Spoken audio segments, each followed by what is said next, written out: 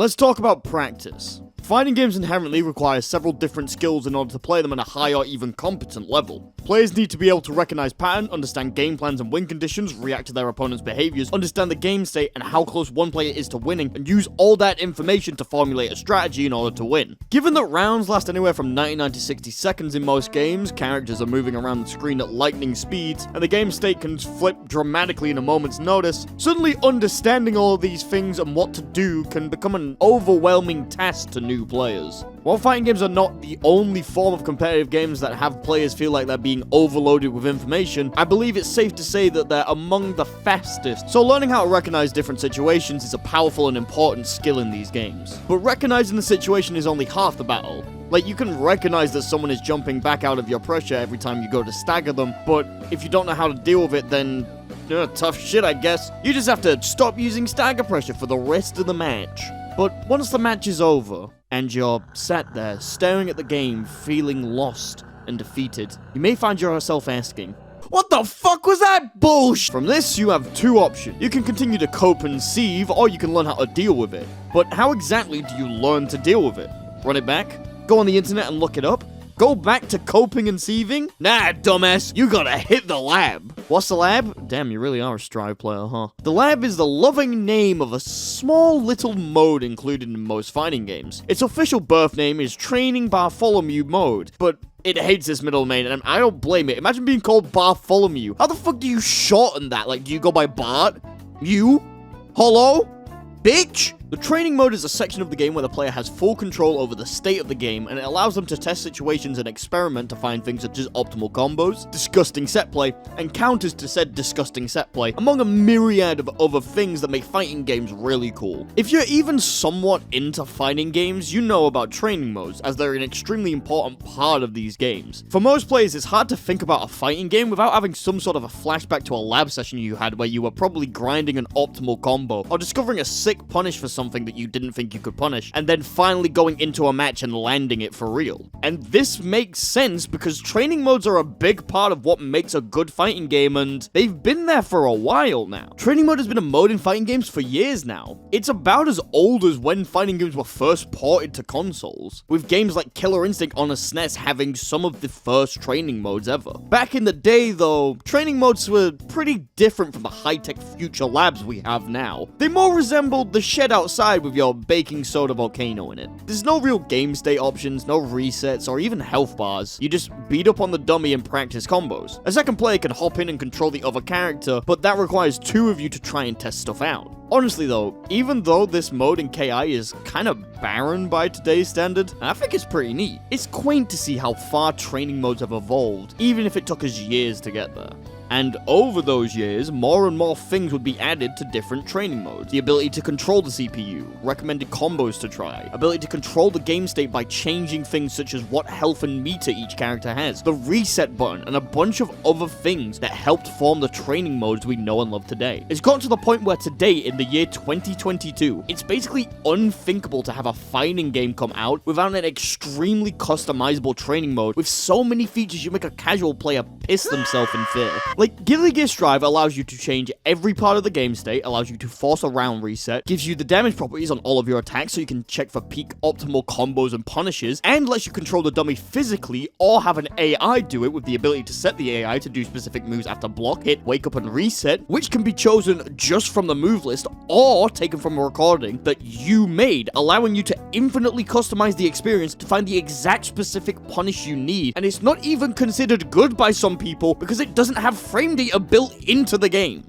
Now, granted, a lot of the things I just listed come as standard with most training modes nowadays. But the fact that we've gotten to this state from just having the AI standing there giving you the stink eye shows how much the lab has grown in the past few years. And due to the great level up in skill of the fighting game players over the past few years, it kind of makes sense. As I said before, fighting games are kind of about pattern recognition.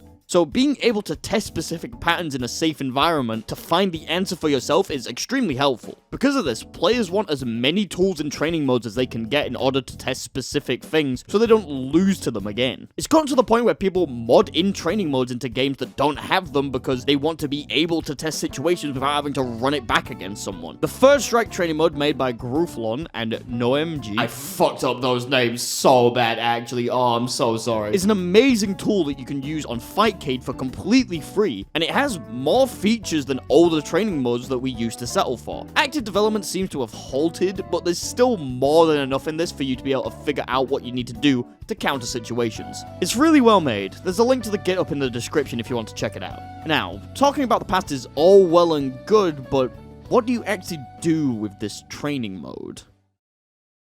What? What are you looking at me like that for? You think I know how to use the lab? Bro, I just run at my enemies and they happen to die. I just hit the stick to make my character go crazy. Do I look like I know what to do in this place? Do I look like a scientist to you? I don't even have a lab code.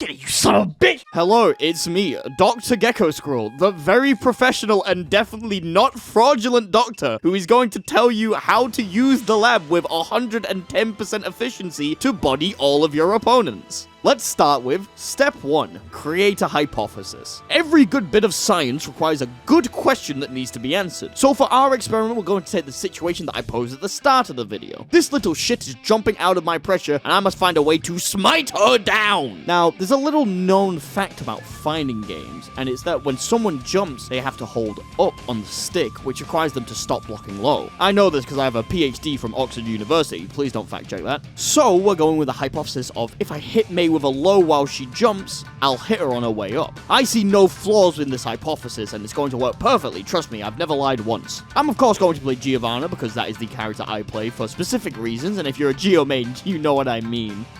It's the dog. It's the dog. The dog is cute. I love the dog. If you have a cute dog, come to my stream and tell me about your cute dog. Twitch.tv/GeckoSquirrel_live. Now we move on to step 2.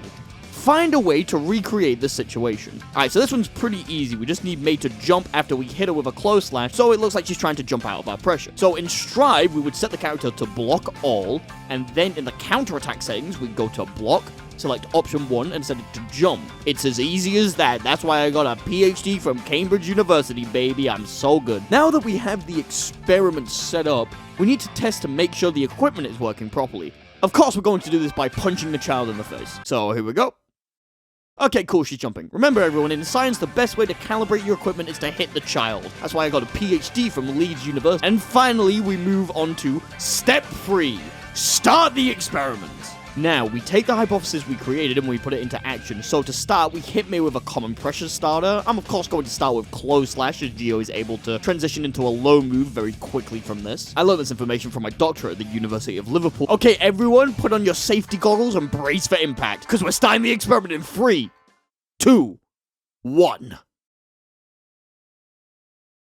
Yes, I'm a fucking genius! Alright, let's go! I'm so smart! Get fucked, me! This is why I got a PhD from Open University! And just like that, we found a solution to our problem. You become stronger in the brain and your muscles have more memories, hopefully. It's important to note that with all good science, you should repeat the experiment multiple times in order to better understand the phenomenon you're witnessing and maybe tweak a few things, such as your starting move and the timing of your attacks, to see if you can get different results. The more you experiment, the better you'll become. So make sure to hit the lab, get a PhD, and kick some ass with a cute dog that you're definitely going to tell me about while I'm on my stream, twitch.tv/GeckoSquirrel_live, link in the description. Streaming right now, come on, just join, it's cool, and tell me about your dog for fuck's sake.